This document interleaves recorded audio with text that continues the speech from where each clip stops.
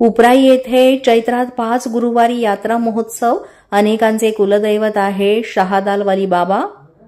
दर्यापूर नजीक शिंगणापूर फाट्यावरून 8 किलोमीटर आतमध्ये उपराई या ठिकाणी शहादालवली बाबा यांचा दर्गा असून अनेकांचं कुलदैवत असलेले शहादालवली बाबा यांच्या दर्शनासाठी अनेक तालुक्यातून, जिल्ह्यातून आणि अनेक राज्यातून भक्त मंडळी दर्शनासाठी सहकुटुंब इथे येतात।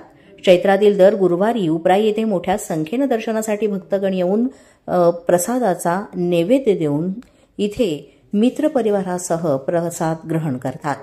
दमदम दमदम साहेब असा जयघोष करून शहादालवली बाबाला सुखशांतीसाठी प्रार्थना करतात आणि आपल्या इच्छा मनोकामना पूर्ण हो याकरिता बाबाला विनवणी करतात। या ठिकाणी अनेकांनी हार, फुलांचे, प्रसादांचे दुकानं सुद्धा थाटलेत। मात्र त्या ठिकाणावर प्रशासनाचं लक्ष नसून अनेक सुविधांपासून हे ठिकाण वंचित असल्याचं दिसतंय। भक्तांना राहण्यासाठी पाण्याची आणि रस्त्यांची, त्याचप्रमाणे इतर सोयी सुविधांची पण इथे कमतरता आहे। त्यामुळे लोकप्रतिनिधींचं या ठिकाणी लक्ष नाहीये असं म्हटलं जातंय। त्यामुळे इतर सुविधांसाठी लोकप्रतिनिधींनी इथे लक्ष देणं गरजेचं आहे। मराठी 9 न्यूजसाठी प्रतिनिधी संतोष वाघमारे, धामणगाव रेल्वे। हा 780 वर्षापूर्वीचा आहे।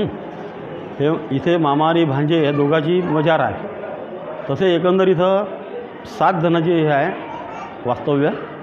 हे हजरत बाबा शाही दिलावर हे भांजे आहे आणि यांचे जे मामासाहेब आहे ते हजरत हाजी सरवर बाबा यांचे मामासाहेब। एक बाजूला एक दर्गा आहे जिंदाशा मजारसाची, ते माखनपूरचे राहणारे आहे, त्यांचे बाजूला दर्गा आहे।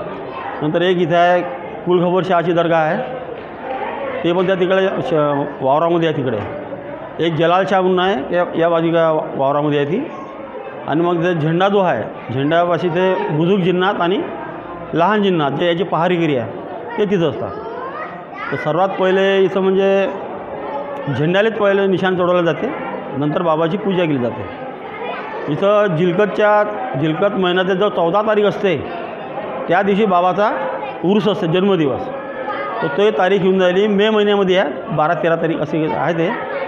आणि तेव्हा एक इथं उरूस भरते आणि चैत्र महिन्यामध्ये इथे 5 आठवडे हे चालते इथं काम, ते म्हणजे जत्रा बसते 40 दिवस पूर्ण।